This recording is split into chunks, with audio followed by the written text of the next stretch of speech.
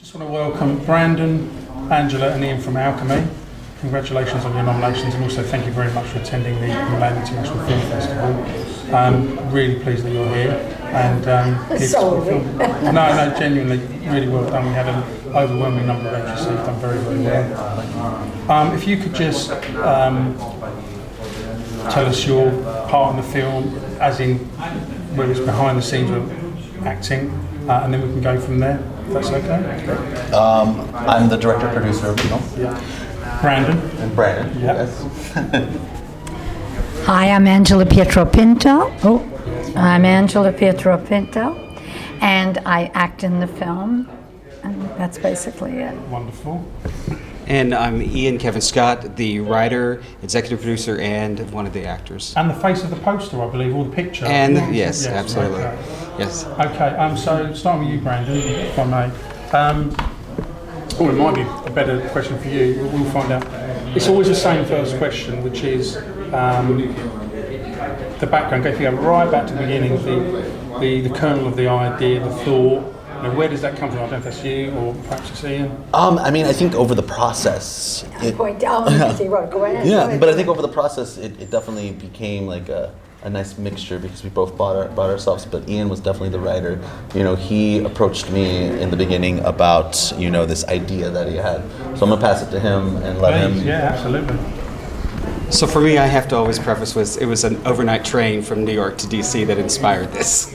Really, you're sitting on a train? I was trying to stay awake, and I'd had a lot of ideas for films and scripts and such before. I thought, let me just see what I can write. And so at the time, I can't say that there was like a kernel that inspired me specifically to go where this film goes.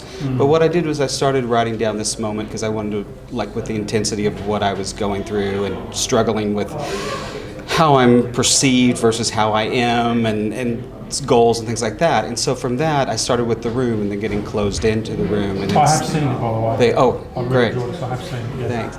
So the whole idea of being interviewed, and then then for me, it became this thing of letting the interview was not the important part of life. The interview, sort of even metaphorically and symbolically, was not really what was my problem as I was moving to New York and auditioning and trying to break in and things like that. So from that, I let my subconscious sort of go, and in all honesty, it flowed out pretty much in one night. And then on my trip back the next day to New York, I edited it. And then about 2 weeks later, I sent it to Brandon, who I met years ago in Austin, Texas. And each other back in the day. Yeah. He was in college, and he had actually come in and assistant directed me back when I did musical theater. Oh. So he liked it, and I was quite pleasantly surprised, and especially when he said, "Let's do it." And I was like, "Oh, okay, let's do this." So I definitely think that was, I love directing. Directing has always been my passion, but the producer in me was what was drawn to the script. Right. I love being able to write and direct, but it was really nice to have Ian approach me, and he just was like, "Hey, take a look at the script. I know you've been working in film. I've put this on paper, and I'd love to hear your thoughts." And the visuals and the words, everything was already mapped out perfectly. After that, I gave him some thoughts, but my first words was like, "We need to make this."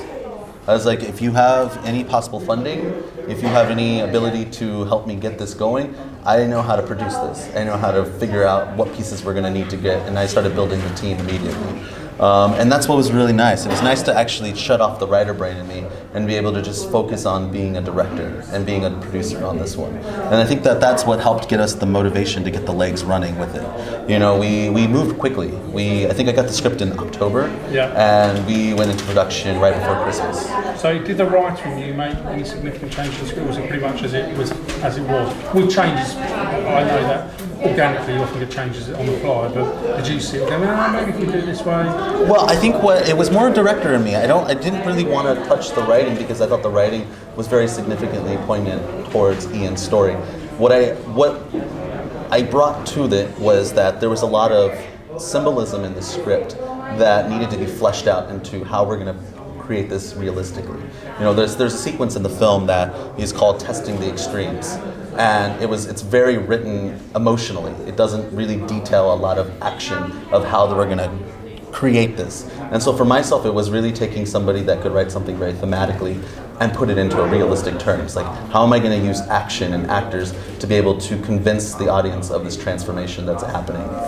Right, okay. But I'd like to add a little bit. Yeah, well, no, do carry on. I was just going to add a little bit. One of the things that was such a joy when Brandon said, let's do it, was I come from a split personality in the sense that I am very right-brained and left-brained. I was an accountant at one time, so when I was writing, I was very aware of, like, this could all be filmed in a room. And so when I started working with Brandon, even though the script was there and the ideas, we allowed it to visually and even production-wise open up a lot more, and open up a lot more the sort of, as you said, the symbolism and the color was there, a very visceral part of it was already written, but just allowed it to grow to the ending, which is, I feel like there was a slight adjustment. It was still there, but the slight adjustment allowed it to be so much more than what I wrote it to be, because I was trying to be practical. And Brandon was like, forget that, let's just try. That's just right. I just wanted to add to that, though. There was that improvisational on my part. I was only there. It was a 2-day shoot. And they were happy. You were happy with that? Just bring something new to the table and improvise? Yeah, I mean, yes. I was there only one of the shoot days, but then we spent a day, not a full day, but in a sound studio, The Voice. And even that we played with a lot, doing it straight, doing authoritarian, then almost witch-like and fantastical, and it got all blended. So it was fun. And when I got to Brooklyn to the sound set, I was totally impressed. I didn't know what to expect. They just said, "Here's where you're coming." Right, so that's where the set was built, in Brooklyn. In Brooklyn, Correct. yes. We built it on a three-day shoot. We had 2 days where we were shooting, and then the day before that was a set build. And Right. this was all done at Windmill Studios Right. in Greenpoint. Right. And when you were filming, as you're going through the filming process, what was the hardest part of it? I will say this is my 5th short film to direct and create, and is the biggest production that I've been able to get to create. There was a lot of pieces to it. Time is always, what we're always like, oh, it's the one thing that you're running against. And money. But those weren't the issues. Ian really wanted to make this a special piece. He really gave us the opportunities to let us grow. Our set designer, Steven, was there. He was working his butt off making sure these sets were built, because we built everything. We built the office, we built all the worlds. Yeah. But I think the hardest thing was, I think we each have our own one, and I'd love to pass it down to let us, bring it. But for me, it was the ending. I had a vision that I assumed was going to be this was the vision that I was going to go with for the ending. And I quickly realized that it wasn't going to work. And I had to think on my feet. And I had to figure out how to give them the blocking and use the camera movement. So and literally on the fly, you came towards the end, you're like, no, this is not happening. Correct. I need to change it up Correct. now. I mean, it was going to be parallel stuff that was just going to melt, and it didn't work. What I was realizing was that vision was forcing us into something that wasn't really what the film needed.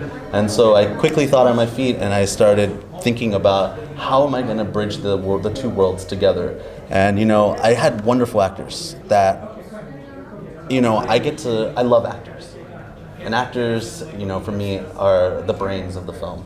They're the ones that are feeling everything, and I trust them, and I want to play with them. And Angela and Ian both, helped me, be able to create something that I think is memorable. And it's because of them that I think we found that blocking, and we found that way to be able to make the ending so special. I just want to say it helps, too, that Ian and I knew each other. We met at Michael Howard Studios, which is one of the oldest acting conservatories in New York, if it isn't the oldest. And so I knew him from there, so there was a comfort. So, and of course, when I read the script, I think maybe, like everybody, I went, what? And then as you work on it, There was a preparation for it? Well, I had the script. No, sorry. Oh, I'm How sorry. did you go through? How did you go you've got the script, you're going through, and how you prepare whilst you're looking at the script. That makes sense. Well, in a funny way, I did feel that, like I said to Ian, I don't want to say what's your vision, because I feel any art that has a lot of metaphors and it's very subjective, so that when everybody sees it, I love things that when you come out, I have very almost argumentative discussions. No, don't you realize he said that and that means that? But that's exciting to me, that it's a work of art that is open to the viewer's interpretation. So I didn't want to say to Ian, okay, Ian, so who the hell am I really? And I kind of enjoyed finding it, like with each. That's what I was saying about the way Brandon worked, let us improvise, so that So he encouraged, I guess. Yes, he did. He did. It wasn't like he wasn't a dictatorial director in that. I mean, he had his ideas and but we even improvised some of the text in the beginning, and it just kind of grew organically. So, and now that I see it, I said, "Oh, I see something different now." Yes, and I find that exciting. So. And will you all be working again? Is the plan to do something new together? I would absolutely welcome that. I'm actually working on my first feature, which I'm still hesitant to say I'm working on, but I am. And I currently, Angela doesn't know this, but I'm currently going back and forth of like, is it for her? Is it for me? Who's it for? And what's? But It's for us. but it was such a joy to work with Angela. And I sent the script to Angela, and I told her, like, I'd love for you to be this. Don't expect you to do this, but tell me what you think. Just because she knows me as an actor, and we've gotten to know each other, and then I was so pleased that she signed on. And with whatever project you're working on, I suppose again, this might be more tailored towards you. Do you storyboard it? I mean, some directors don't. Or is it in your head? You sort of have a pretty good idea what it is you're going to do? It's in my head. Everything's always in my head, and then it just kind of I run based on instincts. Yeah. I just trust the gut. I'm just like, okay, this is what it is. This is the choice. That's why the ending, I was like, this is not right. It's just like instinctually, I was like, I need to manipulate this to be better. Yeah. My production designer and I, he definitely comes with these booklets of design patterns and gives you this like wonderful illustration of the world. But what I do normally is I do a pretty extensive lookbook where I basically take the script and then I break it down in like a production terms. Right, so that's kind of like your, instead of visualizing it, you might put it on a wall as... Totally.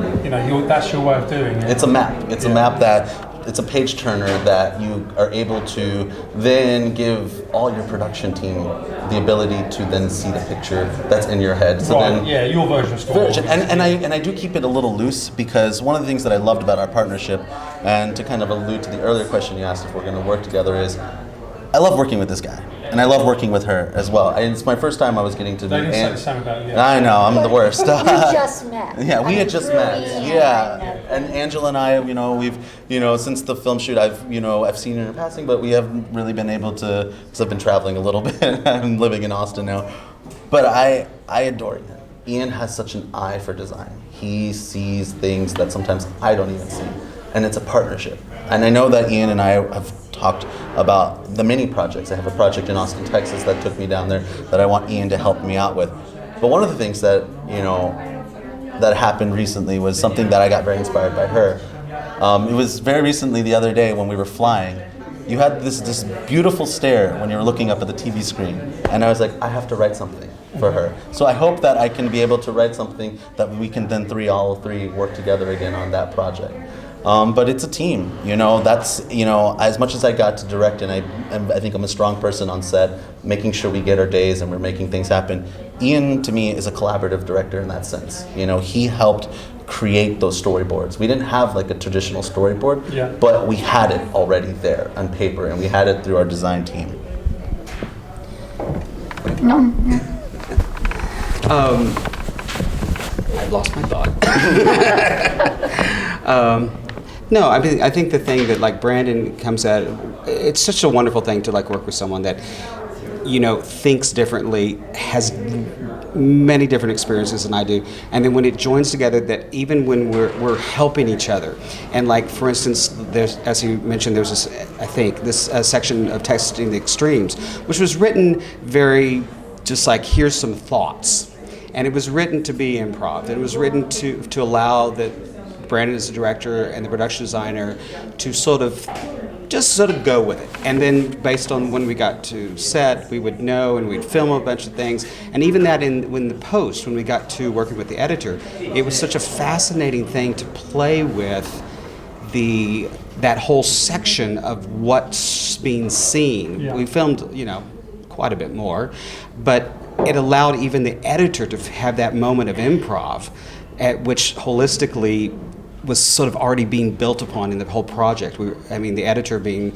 sound, music, and picture was a great gift to us. And because of Brandon and I had already sort of worked that way on building it, and then when Steve Grisey came in as the production designer, he and I just hit it off, and we were talking colors and symbols and what symbols not to use, and what, ancient lettering and all sorts of things like that, which we were just like, I was geeking out on the visuals because I'm a very visual person, which, as Brandon says, the script is very detailed in color and things like that, and symbolism built in. And then I think that the other thing that sort of for me was interesting about Post was, even though it had a through line and we were very definite, like we want to make sure that this is engaging to the audience with a narrative, it allowed us to really think through the piece and in many different ways of how to take the piece and what it means or what it doesn't mean, or who is who and what are they to the other people and things like that. And like you were saying on the ending, still the same idea was there, but how it was filmed adjusted, which was a really cool thing for me. About 2 days before we actually started shooting, I'd been so much into production, I just told Brandon, it's like, okay, now I need to be the actor, and I'm just going to start saying yes. I'm not going to say but or what if. I'm just going to say I'm yes, because as an actor I also want to be in the film, be in the moment of the character, and so I felt safe in Brandon's hands. It was great. Yeah. Thank you. Thank you. Thank you very much.